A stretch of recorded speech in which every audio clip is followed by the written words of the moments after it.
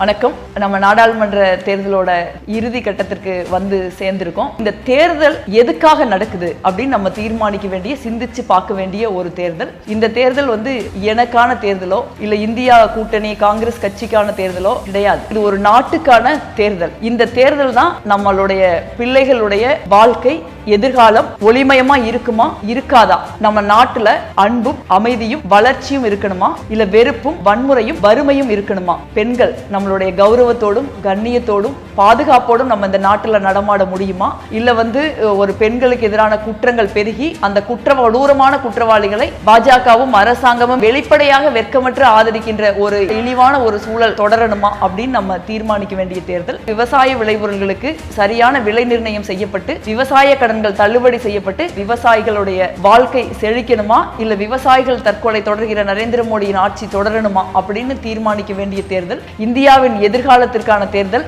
அதனால இந்த தேர்தலில் நீங்க சிந்திச்சு இந்தியா கூட்டணி வேட்பாளர்களுக்கு, குறிப்பாக கரூர் நாடாளுமன்ற தொகுதியில் எனக்கு கை சின்னத்தில் நீங்க வாக்களிக்கணும்னு அன்போட கேட்டுக்கிறேன். நம்மளுடைய ஒவ்வொரு வாக்கும் நம்மளுடைய எதிர்காலத்திற்கான வாக்கு, அமைதி அன்பு வளர்ச்சி இதற்கான வாக்கு அப்படிங்கிறத நம்ம யோசிச்சு நம்ம வாக்களிக்கணும். நம்ம தேசத்தை சூழ்ந்திருக்கிற, நம்மளுடைய வீட்டை சூழ்ந்திருக்கிற, நமது எதிர்காலத்தை சூழ்ந்திருக்கிற ஒரு பாஜகங்கிற நரேந்திர மோடிங்கிற ஆபத்தை உணர்ந்து அந்த நரேந்திர மோடியின் ஆட்சியை அகற்ற வேண்டும், புதிய இந்தியா கூட்டணியின் ஆட்சியை தலைவர் ராகுல் காந்தி அவர்கள் தலைமையில் அமைக்க வேண்டும்ங்கிற ஒற்றை இலக்கோட நம்ம வந்து கை சின்னத்திற்கு நம்ம தொகுதியில வாக்களிக்கணும் நான் அன்போடு கேட்டுக்கிறேன். மிக நிச்சயமாக ஒரு ஒளிமயமான எதிர்காலம், அமைதியான எதிர்காலம், அன்பு நிறைந்த எதிர்காலம், வளர்ச்சி நிறைந்த எதிர்காலம் நமது நாட்டில் அமையும். அதற்கான நமது ஒவ்வொரு வாக்கையும் நாம் கை சின்னத்திற்கு செலுத்துவோம். நன்றி.